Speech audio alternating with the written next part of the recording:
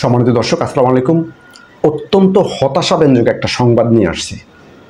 আমি হতাশ রে ভাই, আমি হতাশ।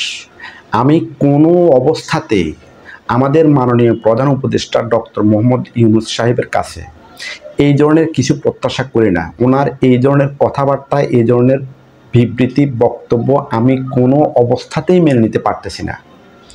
যেখানে আমাদের স্লোগান হলো দিল্লি না ঢাকা, ঢাকা ঢাকা, যেখানে আমাদেরকে সমন্বয়করা শিখিয়েছে, আমাদেরকে বলে দিয়েছে যে এখন থেকে ভারতের চোখে চোখ রেখে কথা হবে, কোনো অবস্থাতে ছাড় না, এক বিন্দুও না। প্রয়োজনে কাঁচামরিচের কেজি ৩,০০০-৫,০০০ টাকা হবে।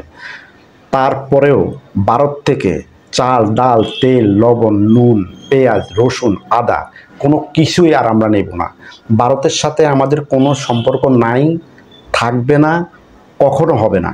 সেখানে আমাদের ডক্টর মোহাম্মদ ইউনূস বিবিসির সাংবাদিকের কাছে কি বলে এসেছেন একটু শুনি। গণ অভ্যুত্থানের পর থেকে ভারতের সাথে বাংলাদেশের সম্পর্কের একটি অবনতি দেখা গেছে।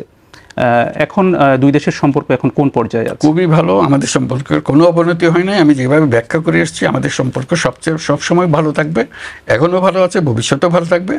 বাংলাদেশ ভারতের সম্পর্ক ভালো না থেকে উপায় নেই।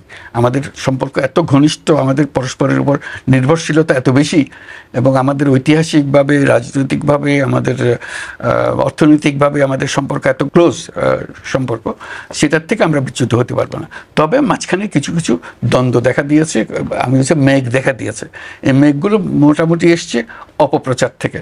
অপপ্রচারের সূত্র কারা সেটা অন্যরা বিচার করবে, কিন্তু এই অপপ্রচারের ফলে আমাদের সঙ্গে একটা ভুল বোঝাবুঝি হয়ে গেছে। সেই ভুল বোঝাবুঝির থেকে আমরা উত্তরণ করার চেষ্টা করছি, কিন্তু মূল সম্পর্কের মধ্যে কোনো আপনার সরাসরি ভারত সরকারের সাথে আপনার সরাসরি যোগাযোগ হচ্ছে। আমাদের তারা এখানে আসছে, আমাদের লোকজন সেখানে যাচ্ছে। প্রাইম মিনিস্টার মোদির সঙ্গে আমার প্রথম চোটেই কথাবার্তা হয়ে গেছে। উনি কি বলছে শুনছেন নাকি আমি ভুল শুনছি? না, আমি তো মনে হয় ভুল শুনি নাই, আপনারা ভুল শুনেন নাই। মানে ইন্ডিয়ার সাথে আমাদের নাকি সম্পর্ক খুবই ভালো, যে কোনো মুহূর্তে চেয়ে এখন অনেকটাই ভালো। ফাঁকে একটু হালকা সমস্যা হয়েছে ওই পোলাপানের কারণে, মানে বুঝে উঠতে পারে নাই।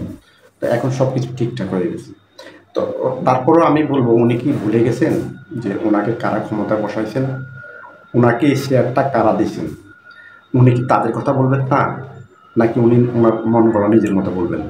আচ্ছা যাক, উনি যাই বলছেন, আমার মনে হয় যে উনি এটা বুঝতে পারে নাই। এটা কোনো কারণে হয়তো বয়স্ক মানুষ বলে ফেলতে পারেন। আপনারা কিন্তু বিশ্বাস করেন না আমার কথা, হ্যাঁ? আমরাও বিশ্বাস করি না। ভারতের সাথে আমাদের সম্পর্ক নাই, থাকবে না। আমরা ওই স্লোগানে আছি, দিল্লি না ঢাকা, ঢাকা ঢাকা।